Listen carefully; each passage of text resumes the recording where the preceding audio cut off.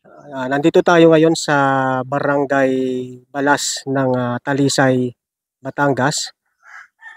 At gusto ko lang ipakita sa inyo muna itong parting ito ng lawa ng Taal. At ang bulkan ay nandyan lang sa ating harapan. Kasama natin ngayon dito si Sir Rizalino Martinez.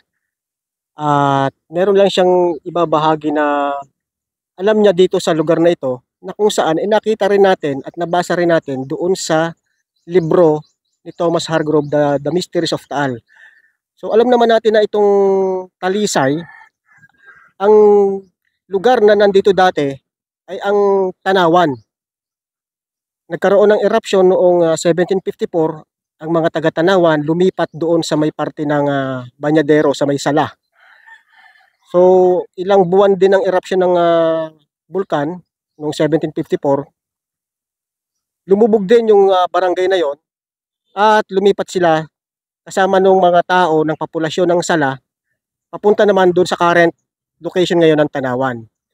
So dito sa lugar na ito, ayon doon sa libro ni Thomas Hargrove, may mga nakitang sapaw o yung underwater built up structure na hindi malaman kung ano ba ang purpose nito. At ngayon nga nandito si Sir Rosalino at ikukwento niya. O dahil doon sa mga kwento ng mga matatanda ng araw, ari yung bahay namin ari yung dating tuklong. Tapos, 20 meters magmula doon sa tuklong, meron ditong tunnel o parang kuweba na sabi ng matatanda, ang lagusan noon ay sa Tanawan. Hindi malaman kung saan parte ng Tanawan.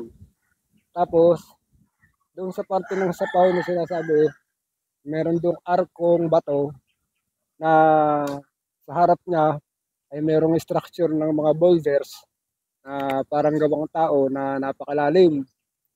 Tapos sa bandang ibaba niya, papuntang kanluran, mayroon doong bundok na tinatawag na sapaw din na yung parang bato siyang pabundok ng ilalim ay libingan.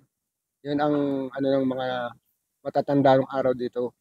Base nga doon sa description ni Thomas Hargrove, yung sinasabi na sapaw na yon, yung parang semicircle yung korte niya na mga boulders nga na bato. At yun isinisid nila, no? May video pa yon, may mga picture silang inilabas.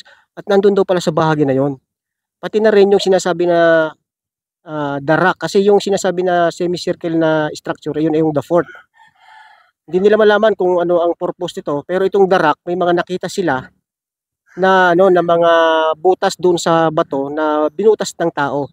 At sinasabi nila, yung teorya nila doon mga buddy ay maaring ito yung tusukan ng mga poste na na nakataas, kumbaga nandoon yung yung pinaka tambayan siguro ng mga unang tao at doon nagbabantay, nagmamatsyag ng mga paparating na kalaban na mula naman doon sa may Agoncillo, doon sa may Pansipit River. So itong lugar na ito yung nasa north part ng Taal Lake. So kitang-kita no, mula dito sa lugar na ito, kung may mga paparating na mga bangka ng mga morong pirata, galing doon sa may gilid ng Binintiang Malaki. Ang Tanawan, kaya tinawag na Tanawan, ay mula yan sa sa salitang tanaw. Lookout point, no? At maaaring nandito sa lugar na ito yung pinaka elevated parang pinaka guardhouse, no, sa modern nating salita, pinaka guardhouse. Oh, watchtower, 'yun. So 'yun natumbok ni Sir Rizalino, isang watchtower na nagbabantay. Kaya tinawag na Tanawan from the word tanaw. Nakatingin, nagmamasid.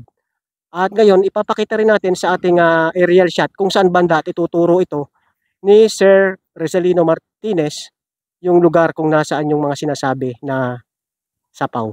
So ano pa po yung may idadagdag ninyo?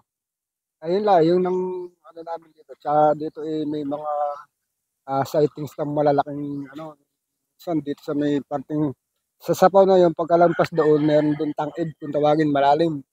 Merong isang pangyayari na may nakitang isdang kasing laki ng bangka na sinagasa yung mga pante.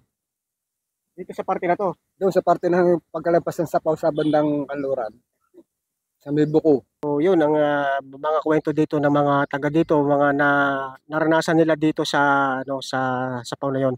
Eh may mga may mga sumisisid diyan para tingnan uli yung sapaw. Hindi, mga mamamana lang ang nakakapagkwento diyan ng mga minsan may nakikita silang malalaking isda talaga na hindi pangkaraniwan. Mula sa aming lokasyon, pinalapit ko ang aking drone dito sa itinuturo ni Sir Rizalino.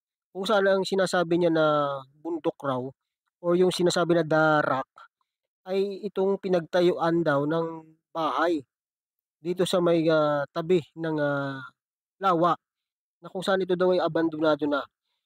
Mapapansin ninyo mga buddy yung ilalim ng tubig. Parang may kulay itim siya at medyo elevated. Hindi nga kaya ito yung sinasabi sa libro ni Thomas Hargrove na The Rock, yung may mga butas-butas at kung saan nakita yung para bang pinagtayuan ng mga poste noong unang panahon.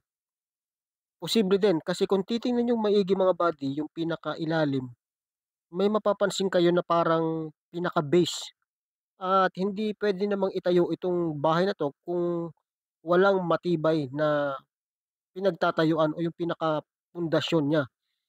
So maaring ito na nga yung bato na tinutukoy sa libro ni Thomas Hargrove. At siguro kung mas mababaw ang tubig, lilitaw talaga ang itsura ng bato na to. Kung nandyan yung sinasabi na darak, yung fort na sinasabi naman ay hindi natin mapinpoint talaga dito yung semicircle na boulders na kung saan ay nakalubog din sa tubig.